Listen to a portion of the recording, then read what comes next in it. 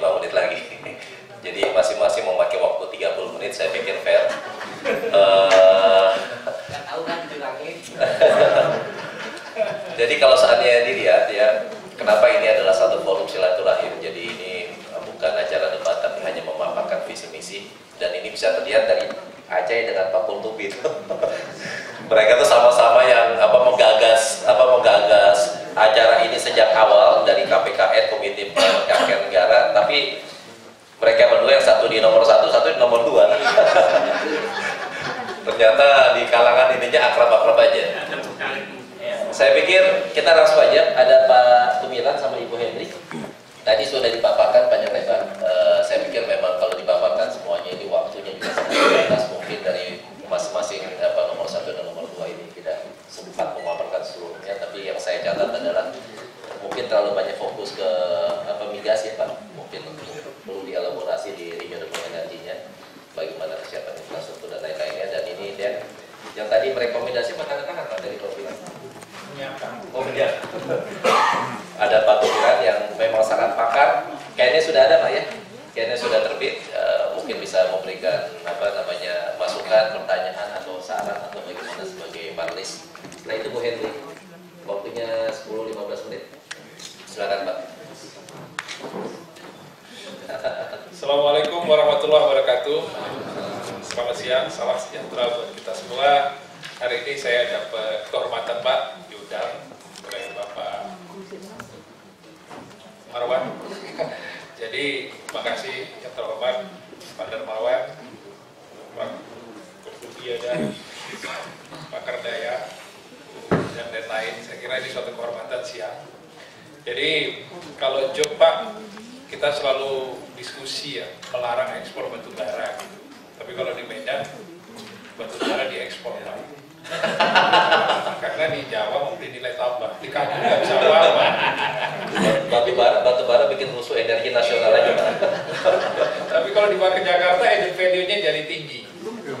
Itulah dia kita ekspor ke China, ekspor ke Jepang, ke Korea, kemana-mana.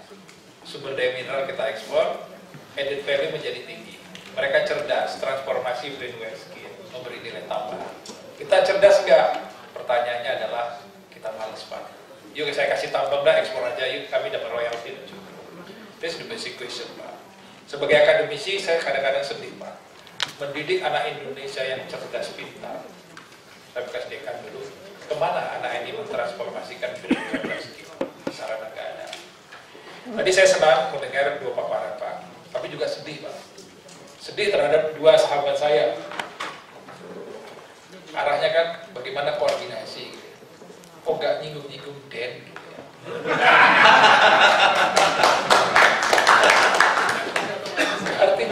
Artinya Belum dikenal Pak. nggak dikenal. Jadi sedih juga saya. Padahal teman-teman Komisi 7 DPR capek bikin undang-undang energi, melahirkan Dewan Energi Nasional. Saya dipilih, diseleksi panjang Pak, fit and proper dan lain-lain, sampai ditanyain sama Komisi. Sampai sekarang alhamdulillah kebijakan energi nasional menuju tahun 2050 udah disahkan melalui sidang paripurna. Sekretaris Komisi sahabat Pak Darmawan itu, jadi udah selesai sampai 2050. Tapi sampai sedih juga, sampai hari ini PP-nya belum ditandatangani oleh Presiden. Nah ini kan pertanyaan Pak. Jadi PowerPoint-nya muncul nggak Mas? Sehingga saya muncul kalimat ini, sederhana kalimat saya. Bisa muncul nggak? Jadi saya nggak usah serius-serius loh Pak ya. Tetapi kalau boleh saya highlight, ya, di CAN itu kita sudah menjabarkan bagaimana arah kebijakan energi Indonesia menuju 2050. Harapannya itu adalah menjadi fundamental kebijakan energi nasional yang udah dibahas oleh hampir banyak stakeholder Pak. Mulai akademisi dari Aceh, Papua, LSM, BUMN, Kementerian dan lain-lain. Lalu saya kasih ke Anda loh. Ya. Itu file. Filenya ada? Oh, belum di. Oh. Bis komplit. Miskomunikasi.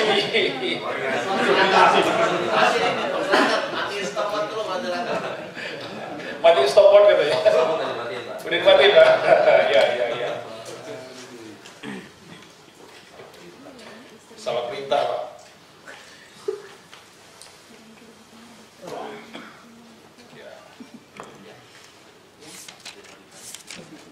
Jadi high lag aja, Pak. Jadi yang saya amati dari teman-teman tadi dua, itu transisi 5 tahun ke depan ini harus diyakini suatu transisi yang sulit. Impor BBM meningkat, subsidi meningkat, infrastruktur lemah, how to finance. Ini suatu persoalan gak mudah. 5 tahun gagal kita 10 tahun.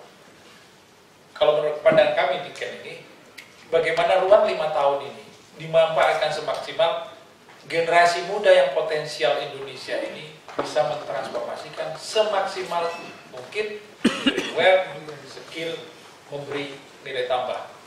Saya pernah menyampaikan, Pak, new paradigm in Indonesia energy policy waktu kita ABM meeting. Jadi salah satu poinnya adalah we have to reduce, mengurangi eksploitasi sumber daya energi fosil untuk kepentingan ekspor. Ada teman-teman dari Singapura, Jepang tanya ke saya, kenapa new paradigm mengurangi ekspor? Indonesia kan butuh devisa. Kita butuh devisa, tapi next, belajar dari pelajaran kalian, devisa kita peroleh melalui transformasi brainware dan skill. Karena kalau kami langsung ekspor, direct ekspor, ini tidak akan memberi nilai yang positif. Kalian yang butuh. Jadi, mohon Pak Kardaya, Pak Darmawan, judul saya ini, Pak. Kebijakan energi nasional menuju tahun 2050 sebagai landasan membangun kemandirian dan ketahanan energi nasional. Jadi harapan Presiden terpilih 2019 maksud saya dapat mengimplementasikan 2050. Ini harapan kami, supaya jangan terlalu banyak kerja, Pak. Cobalah itu dibuat roadnya, hanya terus silakan, terus saya lompat aja. Ini saya kira udah teoretikal, terus saja nggak usah di apa. Ini saya kira tadi sudah di apa, terus lagi aja. Ini udah dibahas lah tadi kita kondisi kita. Nah, itu gambar-gambar penting untuk kita ketahui gambar itu. Charles. Ini yang dibesarin, Mas. Tolong. Jadi ini saya kira perlu kita ketahui. Banyak yang nggak tahu kita. Bagaimana ketidakcerdasan kita selama ini. Kita sekarang produksi minyak turun terus, sudah dibahas tadi. Produksi gas 50% kita masih ekspor, 50% untuk domestik. Kemudian batu bara dari 440 juta ton, Pak. Kalau kita cari data dalam negeri sama data internasional itu miss. Data ISDM saya tanya sekitar 380 atau mendekati 400, tapi dari IEA udah 450 juta ton produksi kita.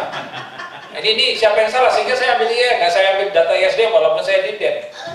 Alasannya dicari-cari, ada izin tambang yang tidak terregister, yang sudah keluar, yang di bawah. Bisa ekspor. 370 atau 380 ekspor. Kemudian baru sekitar 70 dipakai di dalam negeri. Ini suatu hal, dan kita eksportir terbesar di dunia, walaupun cadangan kita nomor 5 terbesar di dunia.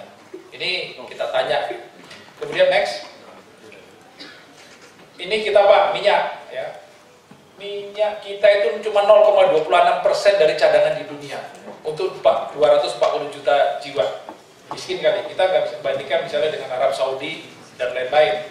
Jadi tinggal 4, miliar barel, itu pun yang proven katanya. Bener nggak? Ini perlu pengkajian lebih lanjut. Sekarang untuk mendapatkan minyak yang proven itu nggak cukup 5 tahun. How to solve the problem dengan impor kita yang terus menerus. Ini tadi kami lihat belum ada gambaran solusi bagaimana mengatasi ketergantungan minyak yang meningkat terus, yang menyedot devisa. How to solve the problem. Terus silakan. Ini gas. Gas kita cuma 2% cadangan dunia.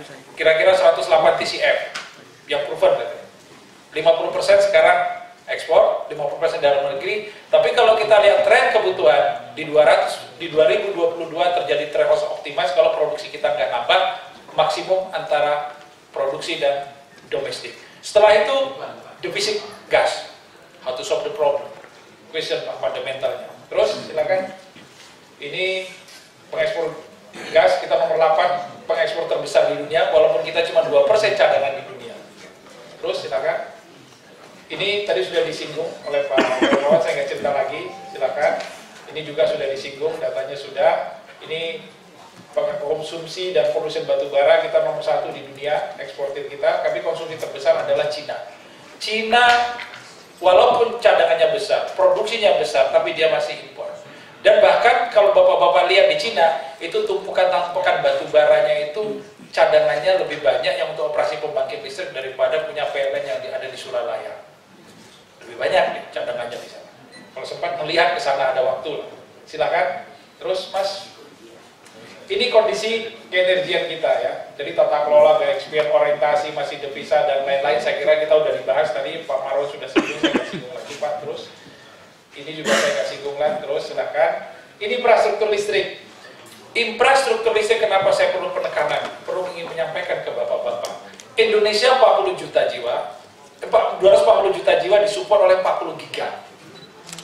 Jepang 110 juta jiwa disupport oleh listriknya 275 giga.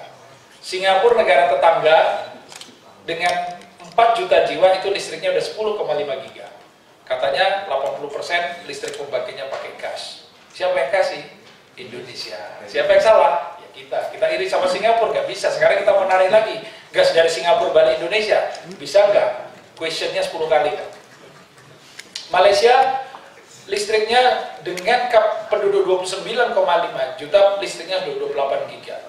Jadi listrik per kapita kapasitas kita baru sekitar 0,2, Malaysia sudah 0,9, Singapura 2,5, Jepang 2,3, Cina 0,8. Kalau kita mau mengejar setara Malaysia aja, kita butuh sekitar 190 giga atau 190.000 megawatt. Kalau 1 giga itu butuh 20 triliun, berapa banyak harus kita siapkan? Dan satu lagi, kalau kita masih ngambil keputusan yang salah, semua kita impor dari luar untuk pembangkit, itu yang saya katakan selama ini juga kurang cerdas. Kita memberi ruang negara lain mentransformasi, kita beli, pakai apa kita membayar? Question. Ini suatu hal yang tidak gampang. Tapi kalau kita tanya di Jawa masyarakat, kayak kemarin kami sosialisasi ada 100, hampir 200 orang akademisi di Solo, ditanya, ada nggak bapak-bapak yang problem listrik? Nggak ada. Ada nggak bapak-bapak yang problem gas? Nggak ada. Tapi kalau tanya ke Medan, kampungnya Pak Marwan, sampai Gubernur Sumut bilang, Wamen kesana, ini off the record. Pak Gub, Wamen mau ke Medan ini ngurusin krisis. Nggak mau aku. Kenapa? Pusat ngapusin terus. Ya. Itu bahasa sampai begitu Pak. Jadi ini kondisi Pak. Ya, kemudian gas di Sumatera Utara itu Pak, kampungnya Pak Marwan itu dulu mau dibangun FSR Ario, gasnya turun. Tapi pemerintah juga rela nggak ada FSR Ario, gasnya nggak ada, sehingga lebih 6.000 orang di Sumatera Utara itu nggak ada lapangan kerja karena gas nggak ada. Mengharapkan nunggu aliran gas dari Tangguh bawa ke Arun, kemudian di Arun dialirkan pipa, sampai sekarang udah 3-4 tahun belum selesai Pak. Siapa yang peduli terhadap anak-anak di sana? Pak Marwan nggak tahu nggak itu udah ditengok di sana. Terus silakan. Ini infrastruktur kelistrikan yang saya sampaikan tadi Pak. Kalau listrik per kapita kita 800 nomor 6 di ASEAN setelah Brunei, Singapura, Malaysia. Misalnya ke Sumatera aja Pak, di kampungnya Pak Marwan. Sumatera 50 juta penduduk itu cuma 5 giga PLN. Itu pun nggak bisa maksimal semua. Karena infrastruktur transmisi nggak ada, pembangkitnya selalu goyang, hidup mati, macam mana industri mau tumbuh? Kalau kita lihat ke seberang ke tetangga ke Malaysia, 29,5 juta penduduk, 28 giga bandingin ke Sumatera. Bisakah industri di Sumatera tumbuh menciptakan lapangan kerja? Ini bukan suatu persoalan yang mudah. Anak-anak muda generasi tamatan usia, tamatan USU, tamatan Unsri, UNAM, yang mau dikasih kerjaan apa kalau infrastruktur nggak ada? Jadi hampir kita punya fast track 10.000 tahap 1 dari 2007 sampai sekarang baru selesai 70% Pak. Targetnya tahun 2010. Mundur.